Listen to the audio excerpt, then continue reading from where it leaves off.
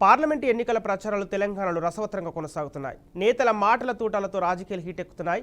ఎన్నికల పోలింగ్ దగ్గర పడుతున్న సమయంలో టీఆర్ఎస్ బీజేపీ అధినేతలు ఒకరిపై మరొకరు చేసుకుంటున్న ఘాటు విమర్శలు తారాస్థాయికి చేరుకున్నాయి. కరీంనగర్ పార్లమెంటు స్థానంపైన దేశ అధినేతలు దృష్టి కేంద్రీకరించడం సర్వత్రా ఉత్కంఠ నెలకొంది. దీంతో జిల్లాలో రాజకీయం మరింత వేడెక్కింది. కరీంనగర్ జిల్లాలో వేడెక్కిన రాజకీయంపై మరింత సమాచారం మా ప్రతినిధి ప్రేమ్ కుమార్ అందిస్తారు.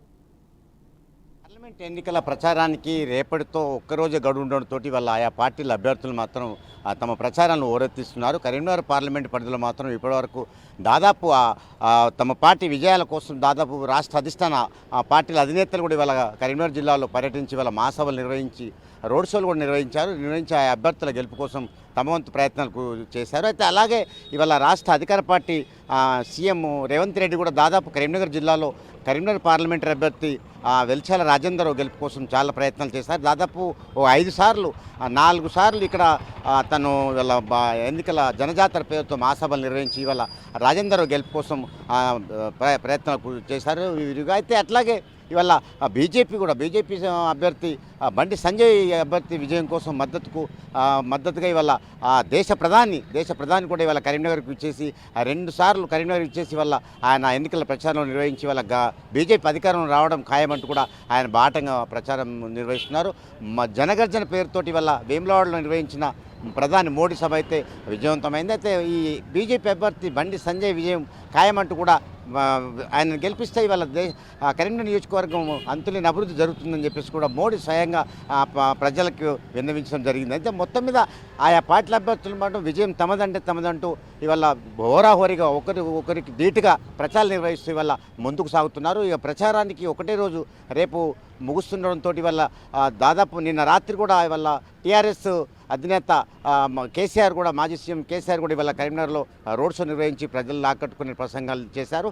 ఆ పార్టీ అభ్యర్థి బోయినపల్లి వినోదరావు విజయానికి ఆయన చాలా ప్రయత్నాలు చేస్తున్నారు. ఇక్కడ రోడ్ షో నిర్వహిస్తూ వాళ్ళ ప్రజలతో పిలుపునిస్తున్నారు. వాళ్ళ కాంగ్రెస్ బీజేపీ పార్టీలు అంటే ఒకరి మీద ఒకరు ఒక పార్టీ మీద ఒకరు మాటల తూటాలు రాజకీయం వేడెక్కిపోయింది. అయితే అట్లాగే ఇవాళ ఆయా నాయకులు ఇప్పుడు రాష్ట్ర అధిష్టానం ఆయా పార్టీల నాయకులు కూడా ఒకరి మీద ఒకరు పోటాపోటీగా ఆరోపణలను సంధించుకుంటూ ఇవాళ ప్రచారాలు మాత్రం ముమ్మరం చేశారు.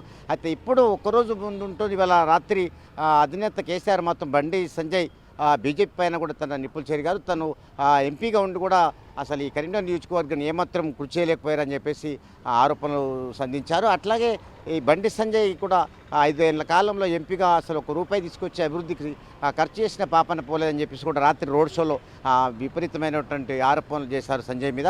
అయితే తను బీఆర్ఎస్ ఈ smart city Karimnagar smart city అభివృద్ధి చెందిందంటే ఇవాళ బీఆర్ఎస్ తోటే సాధ్యమైంది. అయితే అప్పటి పార్లమెంట్ ఎంపీ ఇప్పుడు ప్రణాళిక board vice chairman Boinapalli Vinod Rao ఇవాళ స్మార్ట్ సిటీ హోదాను తెచ్చి వల్ల ఈ కరీంనగర్ అభివృద్ధికి ఎంతగానో కృషి చేశారని చెప్పి కూడా బహిరంగ రోడ్ షోలో ఇవాళ కేసీఆర్ బహాటంగా ప్రకటించడం కూడా జరిగింది. అంటే మొత్తం మీద చూసినట్టయితే ఆయా పార్టీల అధినేతలు రాష్ట్ర అధినేతలు కూడా ఇవాళ కరీంనగర్లో ఎంపిక చేసుకొని కరీంనగర్లో ఆ దృష్టి ఫోకస్ చేయడం అనేది వల్ల సంచలనంగా మారింది. మొత్తం మీద ఈ నియోజకవర్గం అభివృద్ధి కోసం అభివృద్ధి చెందాలంటే తమకంటే తమ ఓటు వేసి గెలిపించాలంటూ ఆయా పార్టీల నేతలు ప్రజల్లో ప్రచారం నిర్వహించి ముందుకు సాగుతున్నా చెప్పుకోవచ్చు. కెమెరామెన్ వినయ్తో ప్రేమ్ కుమార్, బీఆర్కే న్యూస్, కరీంనగర్.